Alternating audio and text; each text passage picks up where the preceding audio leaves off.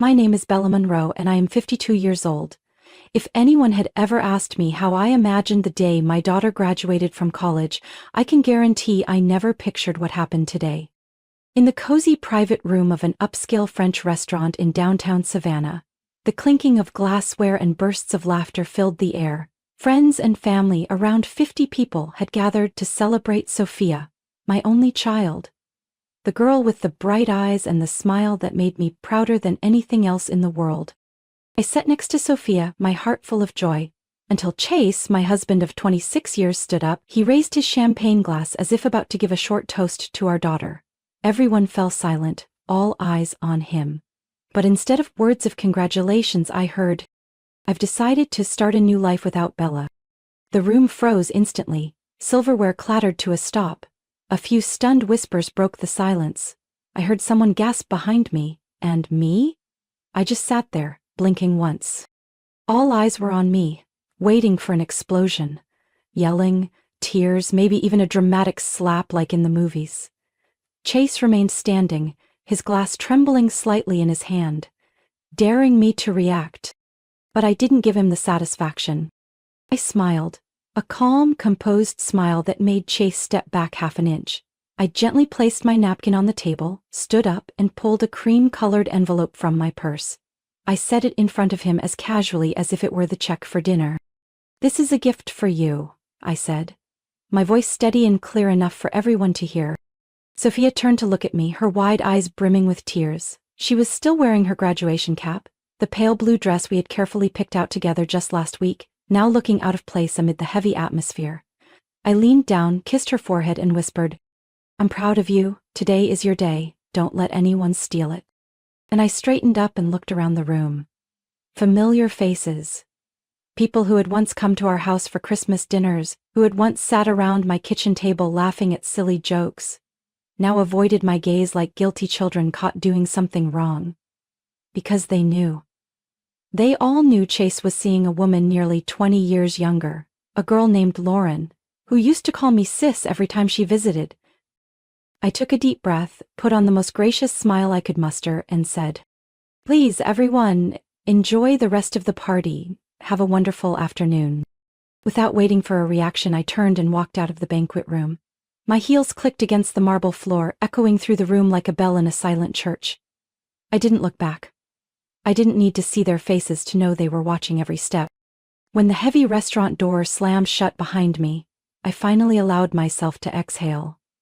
Outside, the June heat of Georgia hit me full force, but I welcomed it. It reminded me that I was alive. I was still standing. Behind me, I heard the door crash open and Chase's voice, no longer confident but frantic. "Bella, what are you doing? Are you crazy?" I walked slowly down the stone steps, a cold smile spreading across my face, one Chase had never seen before. Because over the years I had played the role of the dutiful wife so well that he forgot who I really was, a woman who had once built a career from nothing before giving it up to support his dream. I didn't respond to Chase shouting. I didn't even glance back. I just tightened my grip on my purse, feeling the second envelope inside, a copy of the divorce papers and the evidence I had so carefully gathered. I still remembered the bitterly cold winter day when everything inside me shifted. It was a January evening when I was reviewing the family's year-end bills. Chase wasn't home, again, with the usual excuse of meeting clients in Hilton Head. I opened the bank statement, planning to skim through it before dinner. But then, a small, unfamiliar charge caught my eye. A jewelry store in Atlanta. I frowned. Chase never wore jewelry, and I hadn't received a gift from him in years. A cold sense of foreboding crept into my heart. I started paying closer attention. More suspicious charges popped up: dinners at expensive restaurants, unexplained hotel bills, random flight tickets to cities Chase never mentioned. I didn't confront him. I didn't scream or accuse. Instead, I quietly noted everything. Dates, amounts, detail. A week later, I stumbled across Chase's forgotten iPad on the sofa. The screen was still lit and a conversation was open. Lauren. Her name glowed at the top, along with a flood of messages promising a new life, a house by the beach, and nights spent alone together. I closed the iPad with shaking hands, but my mind was clearer than ever. If Chase thought I would go quietly, he had picked the wrong woman. That night when Chase came home, I greeted him with my usual smile, poured him a glass of wine and pretended nothing had changed, but inside I had made up my mind. The next day, I met with Charlotte Reynolds, a divorce attorney I knew from a finance seminar a few years ago. Charlotte was sharp, no-nonsense, and completely discreet. Exactly what I needed. In her sunlit office I laid everything out. The finances, the messages, Chase's behavior, and my gut feelings. Charlotte barely needed to hear half the story before she nodded. "The first thing," she said, "is to check the prenuptial agreement." Pulled out a copy from the home safe. It was a document Chase had insisted on before we married, when I had more assets than he did. I remembered the bitter taste in my mouth when I signed it, but I had never imagined that more than 2 decades later, that same paper would become my shield. Clause 14. If either party was found to have committed adultery during the marriage, the other party would retain the majority of the marital assets, including the house, retirement accounts, and investments. From that moment on, every night, after Chase left for his meetings, I spent hours going over bills, bank transactions, and emails, backing everything up to a private hard drive. I hired a private investigator, Jason, a childhood friend of my brother's, to track Chase when necessary. It didn't take long for Jason to deliver photos of Chase and Lauren holding hands at a beach resort where they had checked in under fake names. I was careful, methodical, treating every move like a chess game. I didn't just want to leave Chase. I wanted him to feel powerless, to taste the betrayal he had so casually inflicted on me over the past year. I gathered enough evidence over 3 months. During that time, Chase kept playing the perfect family man. Dinners with Sophia, sweet talks about retirement dreams. He had no idea that every lie, every glance away, only steeled my resolve. To make sure everything was airtight, Charlotte advised me to wait until after Sophia's graduation. On one hand, I didn't want to ruin my daughter's big day. On the other, I knew Chase would pick that moment to make his move because he cared more about appearances than reality. I prepared the cream-colored envelope filled with Charlotte's carefully drafted documents, the divorce petition, evidence of infidelity, and a detailed list of assets to be divided according to the prenup. I tucked it into my purse this morning. I was ready. All I needed was for Chase to push himself over the edge, and he didn't disappoint me. The sound of Chase's footsteps running after me, his panicked voice calling my name, only strengthened my resolve. With each step, I left behind years of blind loyalty, walking toward a future where I would no longer be chained by betrayal and empty promises. The sound of Chase's shoes pounded urgently on the sidewalk as he chased after me, but I didn't slow down. In my ears I could hear his voice break, furious and panicked with every word. "Bah! You can't do this. Talk to me." I stopped at the corner, beneath the sign of a small flower shop, and turned around. Chase rushed up, clutching the envelope I had left on the banquet table, like it was the only thing that could save him. "What the hell is this?" Chase roared, waving the envelope. I kept my gaze steady, unblinking. "Just giving you what you worked so hard for all this time," I said lightly. He tore the envelope open on the spot, yanking out the stack of papers inside. His face flushed red, then turned pale in a matter of seconds. I could see his hands tremble as he read the first lines. "Evidence of infidelity, how did you get all this?" he whispered, his voice cracking. I crossed my arms and answered simply, "Sometimes, all it takes is one person being careless and the other being patient." Chase jerked his head up, panic flashing in his eyes. You can't use this against me. The prenup expired a long time ago." I smiled, unable to hide the trace of irony. "You should have read it more carefully before you signed. Clause 14 states clearly, it remains valid throughout the marriage. You insisted on it back then, worried about your assets. Now, ironically, it protects me." Chase looked at the file again, crumpling a corner of the paper in his fist as if that could change reality. I didn't look away from his face, watching the familiar smugness shatter piece by piece. "What will I lose?" he asked, almost choking. I tilted my head as if considering the answer, even though I knew every detail by heart. "The house in Savannah, your share of our retirement accounts, and nearly 70% of our joint investments. As for that personal account you thought you hid, I've already had it frozen." Chase stumbled back a step as if he had been struck. "No way," he stammered. "Lauren and we had a plan. The new house, the new life." I cut him off, my voice calm but sharp as steel. "Your new life, Chase, will start from a rented apartment and a frozen bank account." The early summer breeze carried the faint scent of flowers from the shop next door.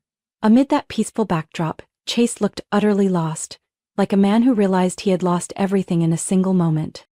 He clutched the stack of papers tighter, his eyes red. "You're destroying me, Bella," he rasped. "No," I replied, my gaze unwavering. "You've been doing that to yourself for a long time. I'm just letting you deal with the consequences." A taxi pulled up. I raised my hand and flagged it down, not sparing another second for the man frozen like a statue before me. As the car door swung open, I turned back one last time. "Chase," I said, my voice low and final, "I once loved you with my whole life, but you threw it all away for a fleeting fantasy. From now on, you're on your own." I stepped into the taxi and closed the door. As the car pulled away, through the window, I saw Chase standing there alone, holding the crumpled envelope, wearing the bewildered look of a man who had just lost his entire world. Inside me there was no anger, no pain, only a deep, profound sense of relief, as if I had finally shed a rusted suit of armor I had carried far too long. I knew there was still a long road ahead, the legal battle, the gossip, the curious stares, but I also knew I had reclaimed the most precious thing of all, the right to my own life. I returned to the old house in Savannah's historic district, as the evening light dipped the red brick walls in gold. This house had once symbolized everything we had built together. Or so I had believed. Less than an hour after I walked through the door, I heard a car tear into the driveway. The front door flew open so hard the hinges creaked. Chase stormed in, looking like a lost storm, the crumpled paper still clutched in his hand. "Bella," he shouted, frantic, "we need to talk right now." I remained seated on the living room sofa, the warm yellow lamp light casting soft glows on the family photo wall. I closed my laptop and looked at him without a flicker of emotion. "Sit down," I said, my voice calm as if I were inviting a stranger. But Chase didn't sit. He paced back and forth like a caged animal, tugging at his hair, breathing heavily. You can't do this," he finally burst out, pointing at me as if reaching for some shred of sympathy. "The Midtown apartment Lauren and I were about to rent, they just called and said the lease was denied. Why?" I leaned back into the couch, fingers interlocked calmly. "Because your credit file was flagged," I replied coolly. "Several suspicious transactions triggered a system alert. The brokerage office called our home number to verify," I answered, as any responsible wife would. Chase's eyes widened in shock. He opened his mouth but no words came out. I continued, giving him no time to react. "And that's not all. That personal account you thought you hid so well? It's frozen now under a temporary court order." I smirked. "Congratulations, Chase. You have exactly two options now. Rely on the kindness of others, or start learning how to live humbly." Chase stumbled into the chair across from me, elbows on his knees, burying his head in his hands. It was an image I knew I would remember for a long time. "I just wanted a better life," he mumbled, dazed. "Lauren and we had plans, Bella. We wanted to start fresh." "Then start," I said, my voice gentle but razor sharp. "Start by learning to pay rent yourself, pay your own electric bills, face your own consequences." He looked up, his face flushed red. "You're ruining my life over one mistake." I laughed, a dry, hollow sound without a shred of forgiveness. "Mistake?" I emphasized every word. "Forgetting your wife's birthday is a mistake. Leaving a coat at a restaurant is a mistake. What you did, cheating, hiding money, planning to abandon your family on your daughter's biggest day, that's not a mistake. That's a choice." She stared at me, finally realizing that his usual excuses would find no mercy here. "I need money," he said, as if stating the obvious would fix anything. I crossed my arms, leaning back. You had a secret account. You had Lauren, you had plans, but you don't have me. And you don't have Sophia. Hearing Sophia's name made Chase flinch, as if he had been punched in the chest. Does she know? He asked, his voice breaking. Not yet, I said. But soon. And when she does, you'll be the one explaining why her graduation day turned into a disaster.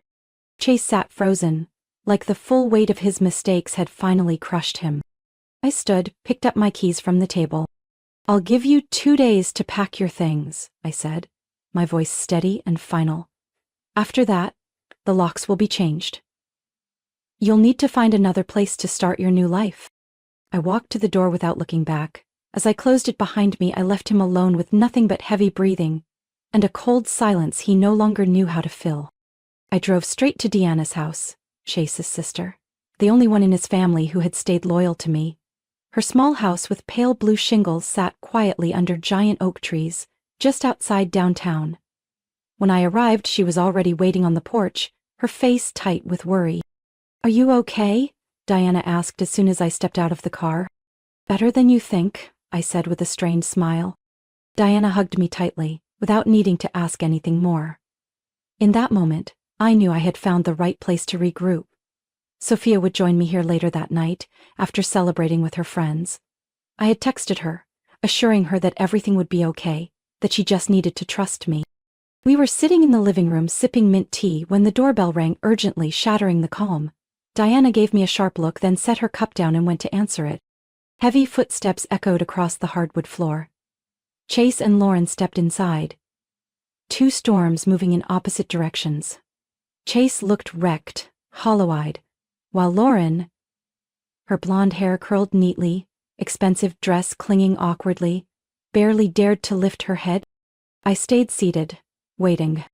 Bella, Chase began, his voice strained with forced control. We need to talk. We've talked enough, I replied coolly.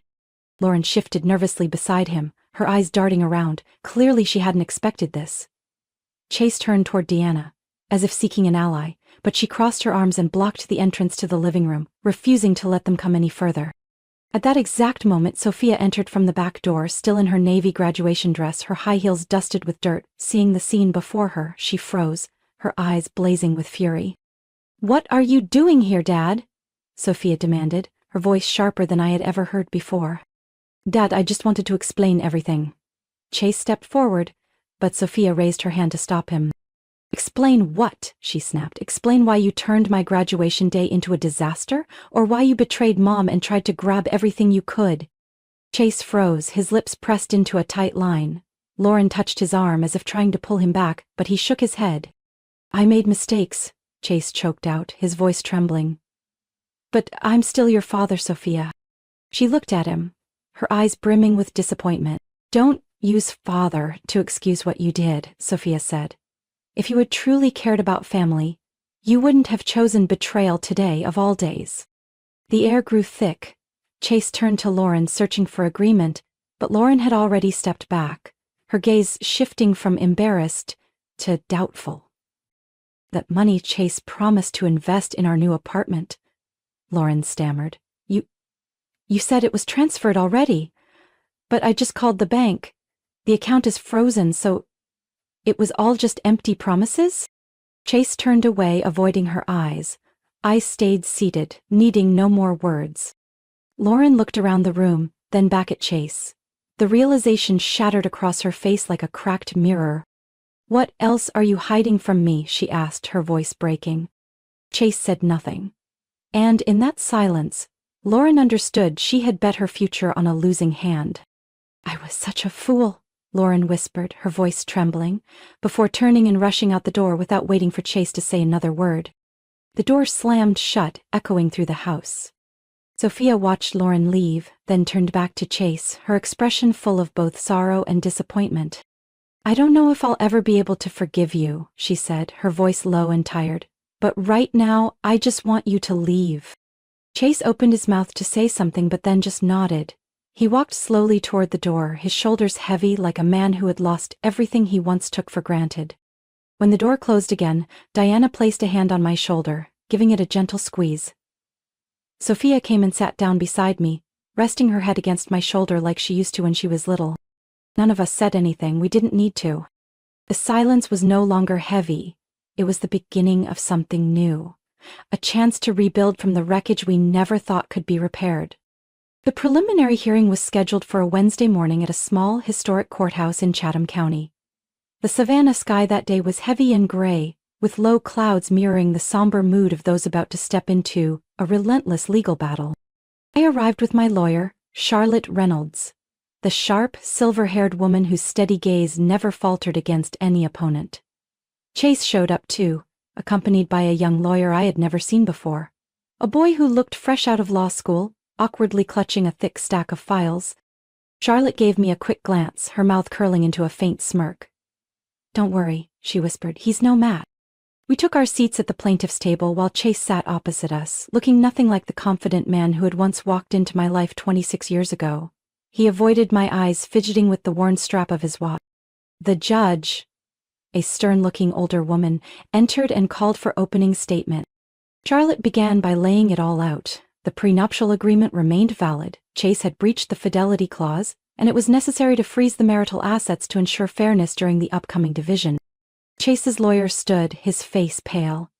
"Your Honor," he began, his voice slightly shaky, "we argue that the prenup has expired over time due to lack of specific renewal terms." The judge raised an eyebrow and flipped through the file.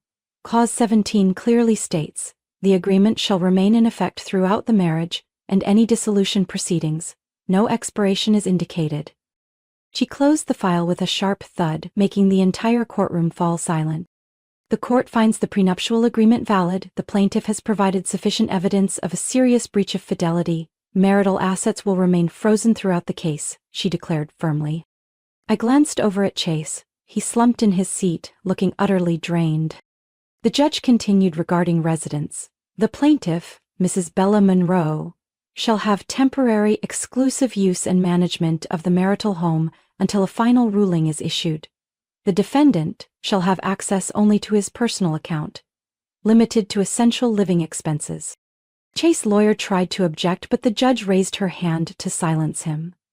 "I have reviewed the transaction records, personal spending, and evidence of financial misconduct. This decision is necessary to protect the plaintiff from further loss." Charlotte smiled faintly, as if she had anticipated every move. After the temporary rulings were announced, the judge adjourned the hearing. The official trial would take place within 60 days.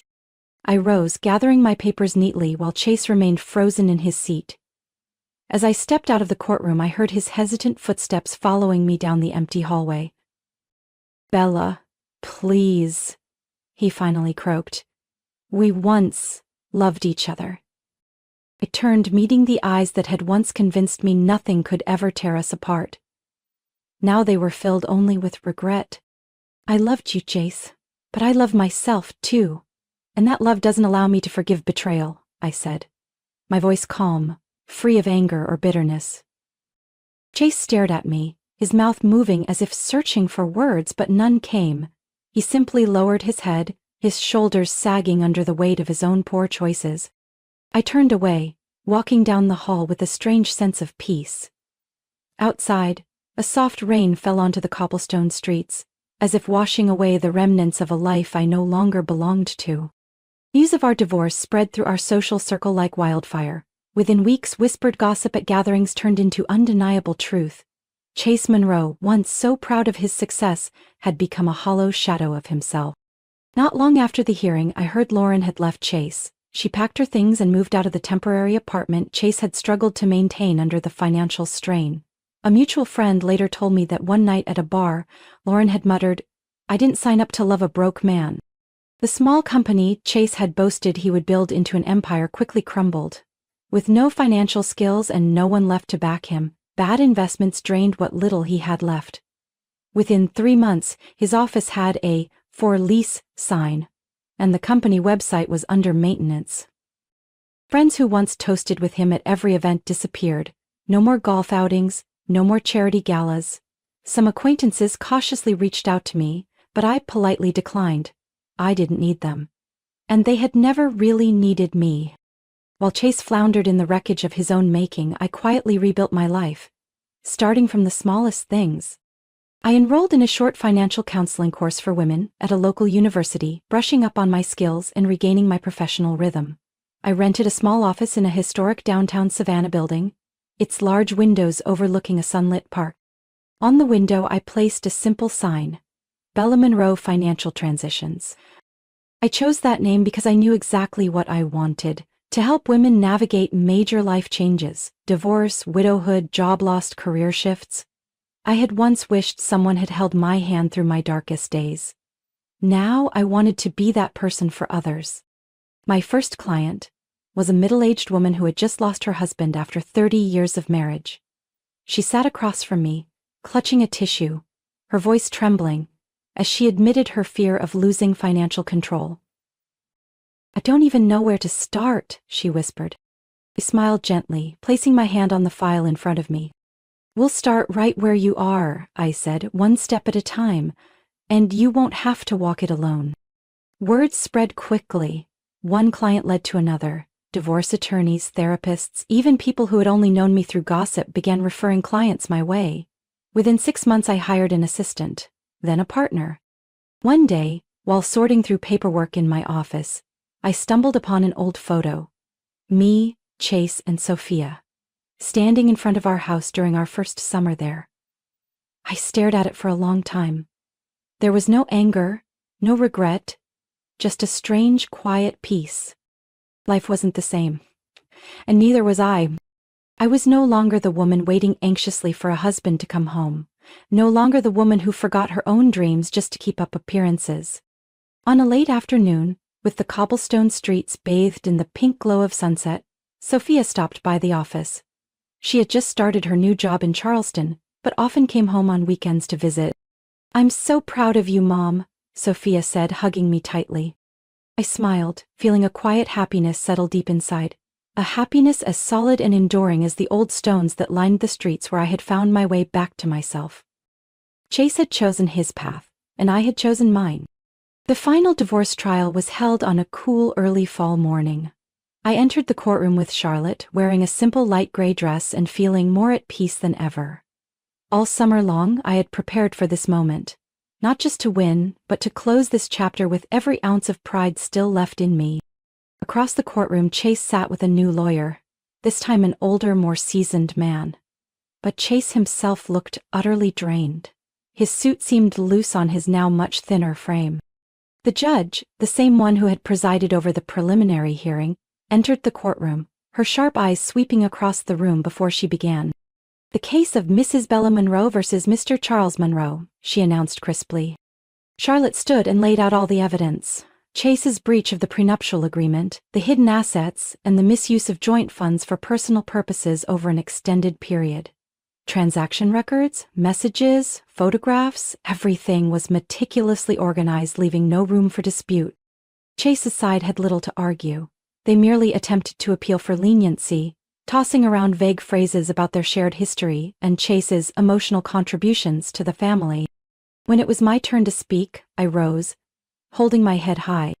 "For more than 20 years, I said firmly, "I invested all my strength, time, and trust into this family. I didn't just raise our child and manage our home, I also shouldered every financial responsibility when my husband failed. What I ask for today is not revenge. I am reclaiming what I built and what I rightfully deserve." The room fell silent after my words. Even Chase had no argument left. He simply stared at the floor, his fists clenched as if trying to contain something inside.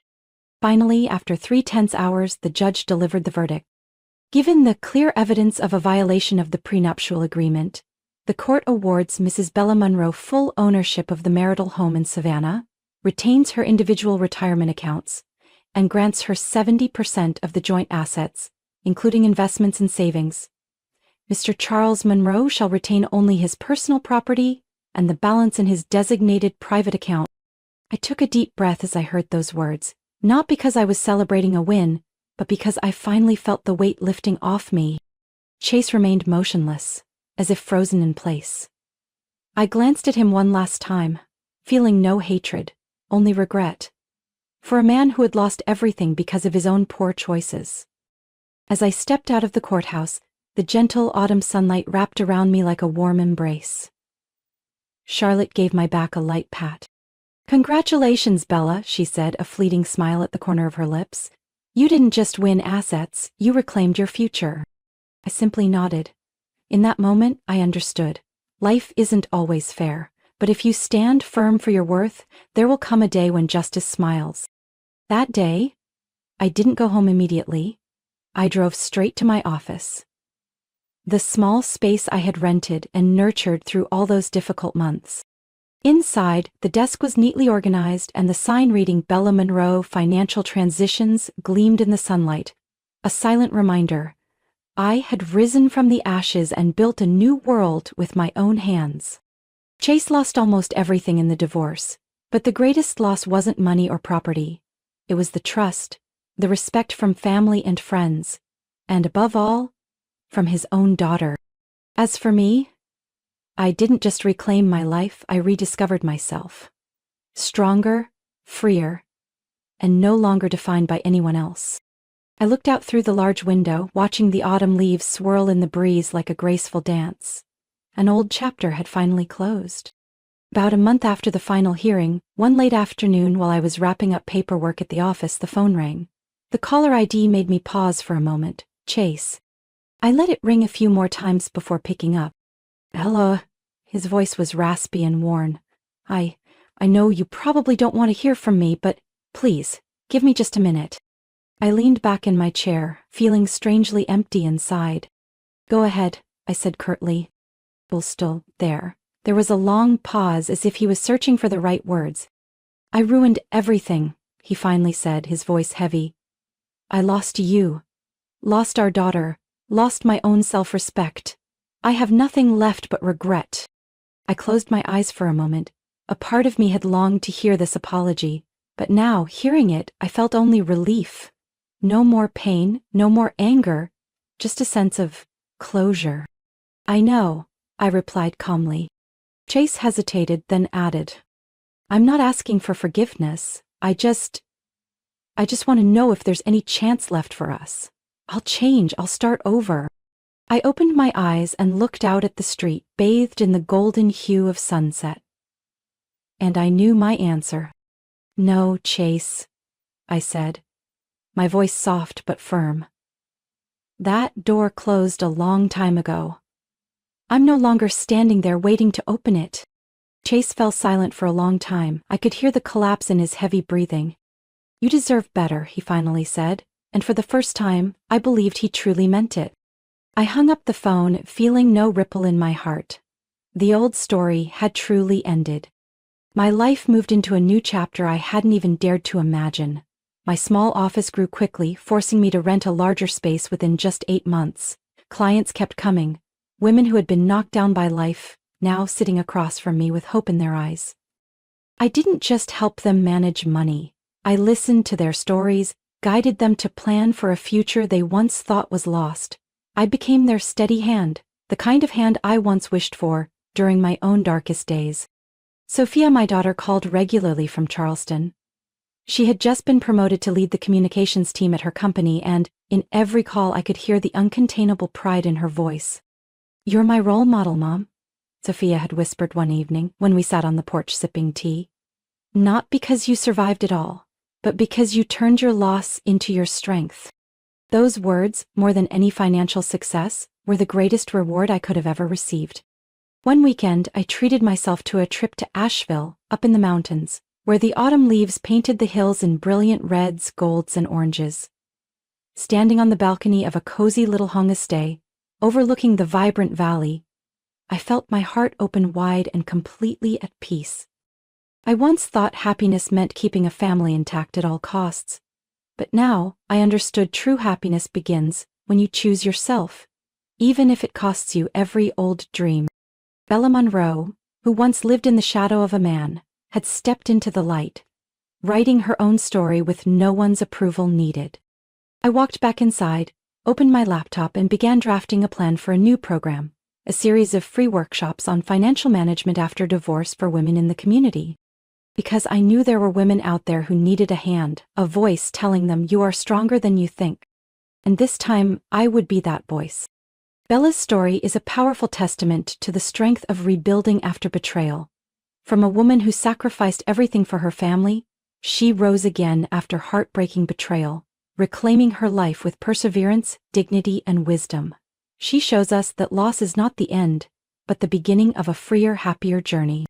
What do you think about Bella's powerful journey? Would you choose to walk away or forgive in her situation? Share your thoughts in the comments below, and don't forget to follow the channel for more inspiring stories about family and life.